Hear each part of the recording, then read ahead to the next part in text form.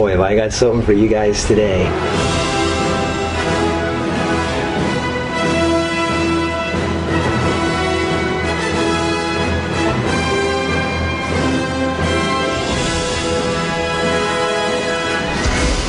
Right there, 100% raw. When I switched to raw food from a meat eater's diet, I was able to speed up my workouts radically.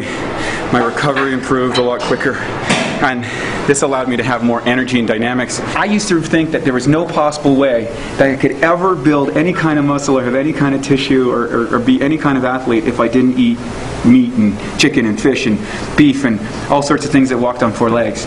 As that's evolved now, I'm here in the state that I've been doing this now for over a decade. Won titles in national titles in bodybuilding, no chemicals, no drugs, none of that stuff, and went to the world championships and had a lot of wonderful experiences.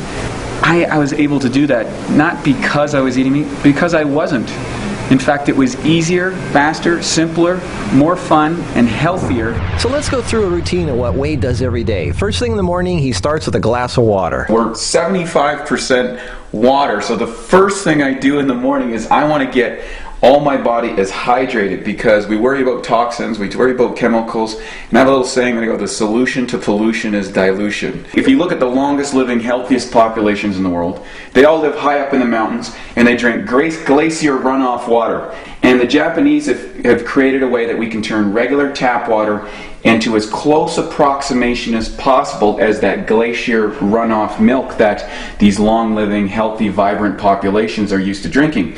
And the cool thing is you just set up, once you have the machine set up, you just turn on the water, right? We press the button, and I'm able to adjust the pH. I'm actually able to make 5 different types of water here. I mean, I make water that'll clean all the oil-based pesticides that may have gotten onto my food. I've got water that can disinfect. I got water that I can put on my beauty skin, for my skin, to make my skin nice. And I have at least one of these jars before I go out and do my exercise in my morning. We're creating a massive antioxidant. Vitamin C, for example, really, really good vitamin C might be minus 50 or minus 100. And now we're able to get an electrical-based antioxidant of around minus 300 right here. So what happens is, if you remember when we had all those little swirling electrons, that little cloudiness inside there, I'm pouring that inside my body, and not like an electron that I get from a food where it's got to be broken down into an ash and take the free radicals. This way I can deliver the electron right into the cell. Now, one of the key reasons of why I was able to train faster, harder, and longer than other people on probably less food and that sort of thing is because I was putting so much antioxidant power based on this technology into my body that was flushing out all the damage that I was doing from exercising. So what I do in the morning after I've consumed my water is I get up and I jump on my mini trampoline, on my rebounder, and what this does is this gets all 100 trillion cells in my body acting like little pumps. Each one goes like this. And by doing that, I'm not just working my muscles like when we go to the gym, I'm actually working my brain cells, my liver cells. I mean, how do you do a push-up for your pancreas? No impact on the joints. My knees don't get hurt, my hips don't get hurt. We have people in their 90s on this thing.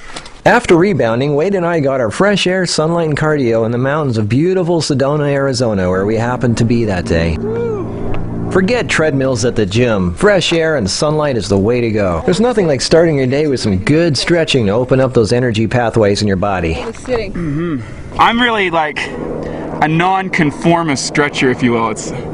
I didn't fit into classes very well when it came to stretching. I tried the stretches, and I'm just not naturally a great stretcher. But when I just said, well, how about I just do what I feel like? Then stretching becomes really, really fun. When you contract the muscle really hard, you actually stretch the other side of the muscle. So when I do a strong bicep contraction, I'm actually stretching my tricep. So you don't do the same stretches every day? No, I don't do the same stretch. I just do whatever. If I feel tension in the body, then I stretch it. If I don't feel tension there, I don't worry about it. Oh, that feels good. We live in the most connected times ever, but we're oftentimes the most disconnected from the people that we care about. Right. You know, so disconnected from the earth, disconnected from each other, disconnected from the nature. You know? I'll stretch this. So she's stretched right now. She's stretching out my lats. Yeah, I love that one. High five. Once you stretch, pop up, you're ready to go for a run.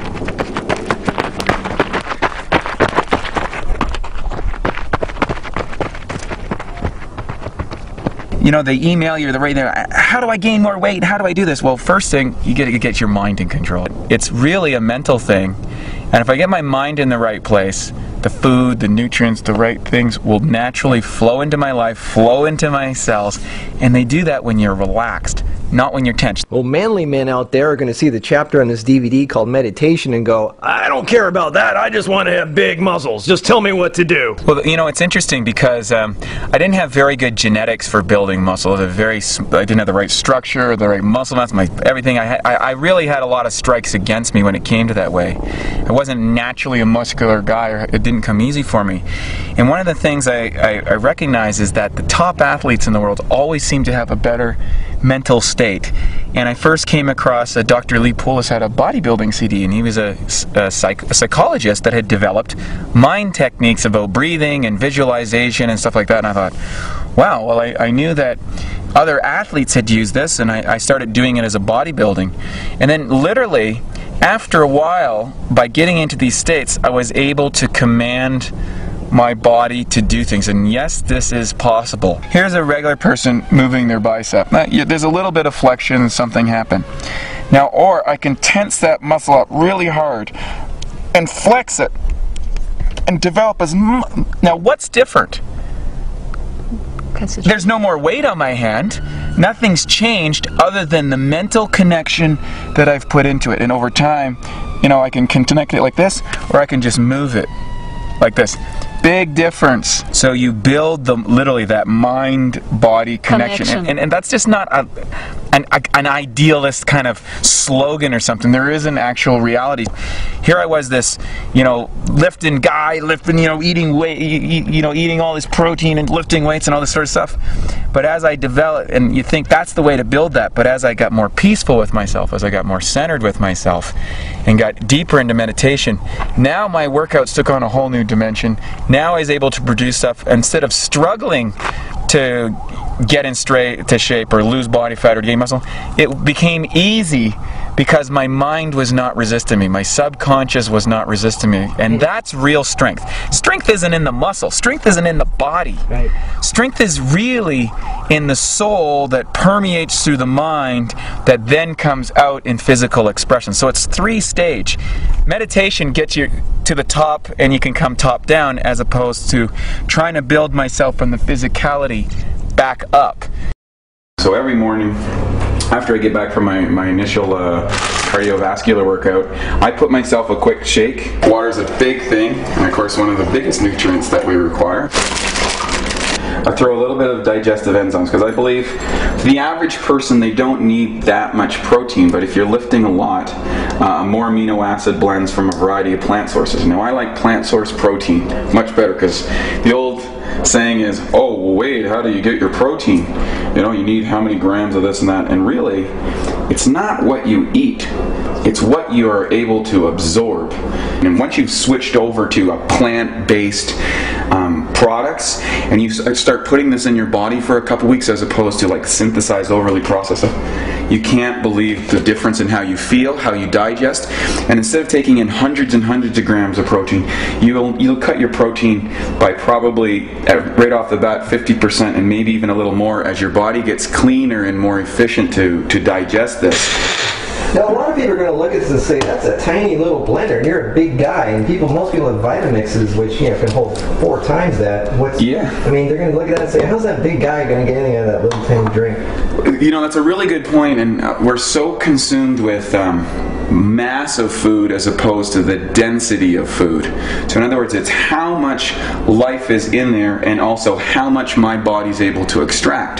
So when I first start switching over to, you know, from a carnivorous, you know, meat-eating mentality, like, you know, over a decade ago, my mind was like exactly asking that question. How do I possibly go from eating all this meat and stuff? But what I didn't understand is I might have been eating hundreds of grams of stuff or all this stuff, but my body was only absorbing a fraction of it because it had all this crud and sludge and all this sort of stuff in it. As I switched over, when I first started eating, I couldn't get enough raw food. And really what I found out is my body was actually starving for nutrients. Even though I was eating a lot of calories or proteins or fats, I wasn't actually absorbing it. So when I started eating all the raw foods and the foods that naturally occur in the way nature made it, you know, like all the other animals do, for about a month or two, I was eating massive quantities of food. It was like, my body's like, oh my God, you're getting fed. And then as it went off, it's kind of like a refeeding period where you get nutrified, as I say. You know, your body fills up its nutrients inside it, and then it's like, oh, I just don't need that much. And most people are shocked that in the course of a day now, because I've been doing this for a long, long time, I'll have one of these shakes in the morning. You'll see this, you know, this afternoon we'll go in and I'll have a massive salad to get lots of fiber and that sort of thing and all sorts of vegetables and nutrients. And then maybe a shake in the evening, or go out with my friends for a nice raw meal where we'll have some of the funner stuff in the raw food, some of the desserts and stuff. And that's it. And people are like, how is that possible? You can build muscle. But if you look at moose, you look at this giant moose in the forest, it's 1,500 pounds walking through the swamp, and what does it eat? It eats some moss and some grass and that sort of thing, and it's massive and huge. But again, it's not eating candy bars and potato chips or gooey, sludgy foods that stick inside the system that plug up its ability to assimilate it. When I first started out, I was so concentrated. How much weight could you lift? How much can you bench? How much can you squat? What's interesting, the more successful I got in the sport of bodybuilding, got better and better and better. I actually was using less and less weight, even though the individual body parts were actually stronger. My mind-body connection improved so much. I was able to take a weight that was a fraction what I could actually lift and work my muscles so much harder. The weight's not that important, the intensity is. So just to give you an example, I can throw this weight up here and not work my body that much, or I can muscle it up with the tension like this and work my biceps really hard. So exercise should be as much concentration as it is perspiration. I can get a full body workout in 30 minutes, but very, very high intensity. Just by, now I can concentrate again.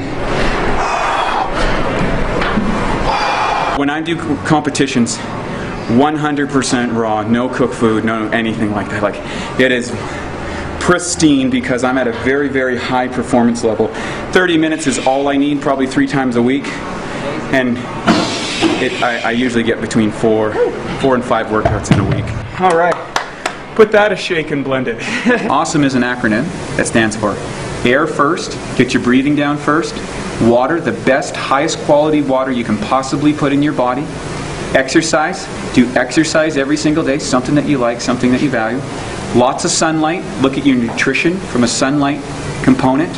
O is the optimizers, that's where you get into enzymes of probiotics, vitamins, minerals, essential fatty acids, amino acids, which is going to vary for each person. Then there's the mental beliefs and attitude, putting good food in our mind, good mooding in our attitude. And the final thing is education, testing, and coaching, the etc. That's the AWESOME formula. Just because I put something in my mouth doesn't mean it actually got into my cell. So it's really about how much actually gets digested, absorbed, and utilized. I think cleaning the body first, feeding the body is the next step. So I got release, rebuild, and revitalize. And then revitalize, this is where you're getting into, I think, where Marcus, I think you're really an expert on this, is finding the wild crafted foods that are grown right out in nature that have all sorts of things that we don't even know in science that give you a lot of vitality, energy, and power. One of the things that I love to do everywhere I travel is find myself a nice organic salad bar, and I make what I call a rainbow salad. Celery. This is actually the gorilla's favorite food. Celery. Celery is the gorilla's food? Yeah, and the real super secret, I think, to building muscle is look at moose and elk and all these things. Sprouts. Holy God, look at that. I just load this up. And guess, here's the best part. You got no sprouts on there? The sprouts, The sprouts don't weigh much. All this stuff usually goes by the pound, so you really get the value when you're doing. There is the finished product. Look at the colors. I mean, that just looks so appealing. There is no way I could fit all the information on this one little video. You have got to get the DVD.